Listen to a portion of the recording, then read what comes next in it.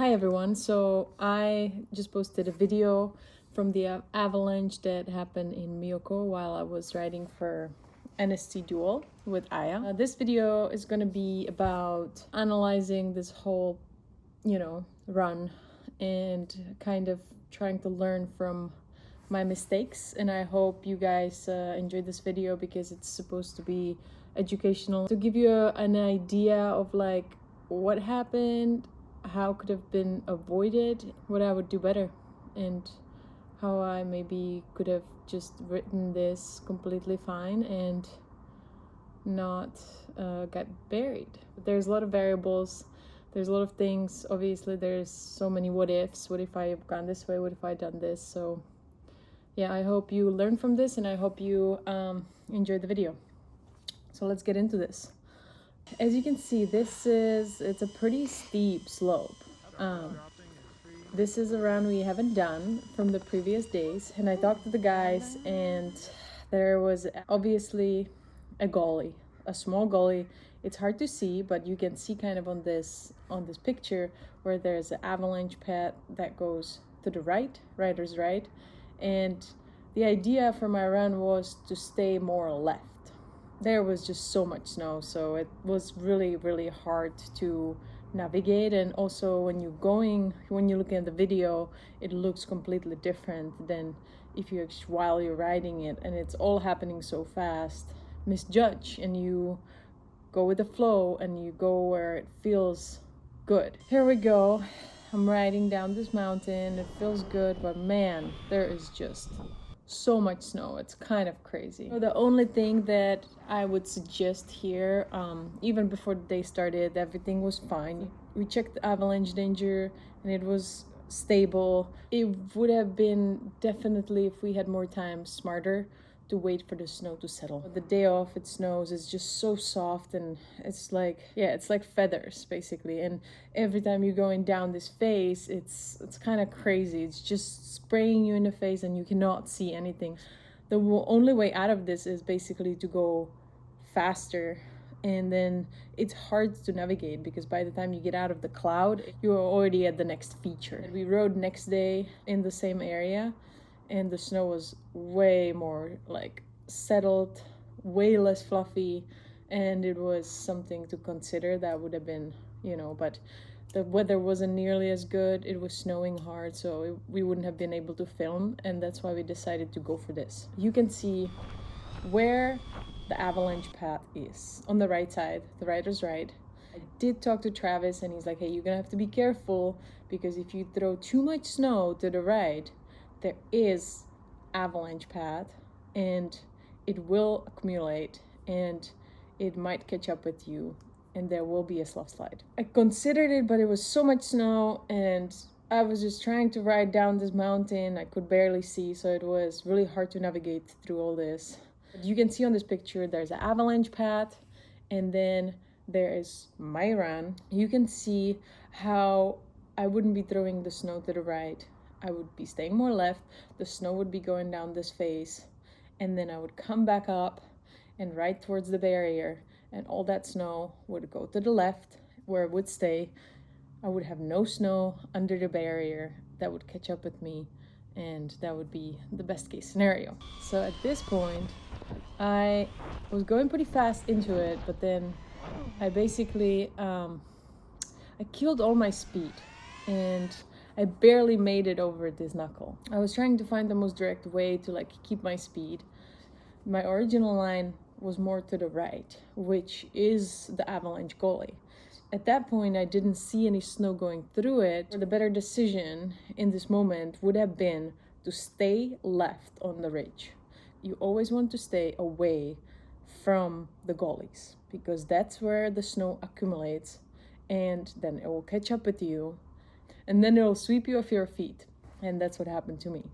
So in this moment, if I only stayed left, did a couple turns on the ridge, the slough slide would have moved down. I would have been clear of the slough slide and able to ride down the steeper section at the end of this gully and ride out of it. As you can see here, I land in the gully and the snow just sweeps me off my feet. That was the first person perspective.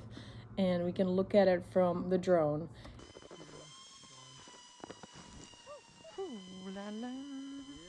It's always good to look at the mountain in a way of river flowing. You know, you have rocks in the river and the water flows around these rocks and goes through like gullies and just kind of finds its way down, and snow kind of does the same thing. If you look at your face, you see these streaks of snow, and obviously those are some kind of paths. They could be slough slides, they could be some sort of avalanche paths, but it is good to pay attention to those because you can really realize, be like, okay, I need to stay out of these, or if I throw snow into this path, it will accumulate and maybe, you know, there will be a slough slide eventually at the bottom of the hill. This would be the better way to ride. On the rider's left, you can see the original line that I wanted to do. And that would be jumping off the first rock and then cutting rider's left, where I would be spraying the snow all the way left. And there is an avalanche path, but it's not in my riding direction. So I would be throwing the snow to the rider's left, and it would be continuing down this face on the left. And eventually I will cut back to the right towards the barrier. So there would be a lot less snow that would catch up with me. This one spray and the other turns that it accumulated at the top that I was a little bit too far rider's right basically create this, you know, mass of snow moving down the mountain and going in between the barriers and basically creating a slough slide. When I jump off of the barrier, my riding direction is a lot more right, and that's where the gully is, and you can see it here very clearly how the snow is moving a lot faster than I do, and it sweeps me off my feet. If I stayed more on the ridge, I would have had more chance to kind of avoid the slough slides. And then I disappear under the snow. My thoughts are, I'm under the snow. I don't know how deep, obviously, because I don't know how much snow covered me. And I do feel like there's a little bit of light maybe that's coming through, so I'm probably not that deep, but still I know that I'm with a very experienced group of people, and I had multiple cameras on me, so I know that these guys know exactly where I'm at and they know exactly what to do.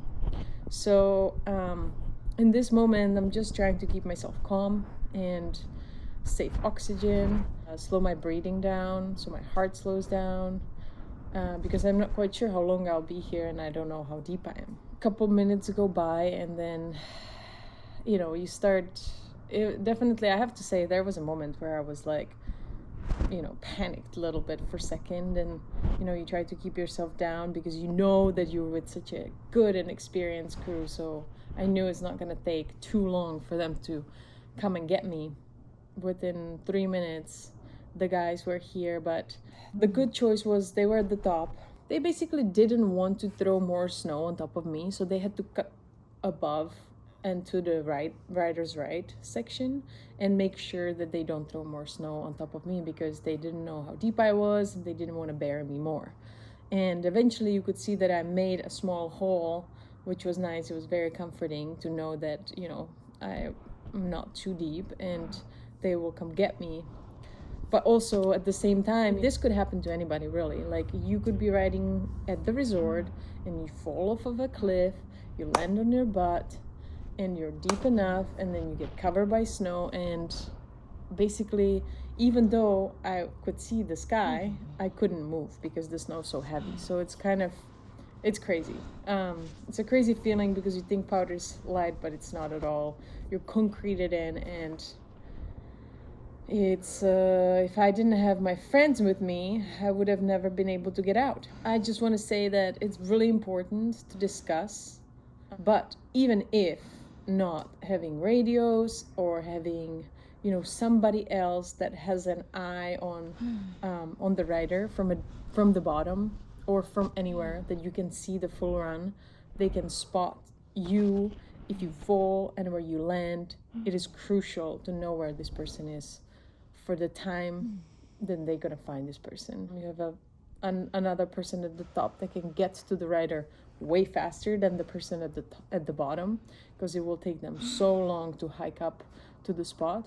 You as a rider at the top, you know, your responsibility is to find the most safe path to the bottom of where this person was, and get them out as quickly as possible. But just having a plan of like, what if something happens? Like, what do we do? You know, like just having an idea.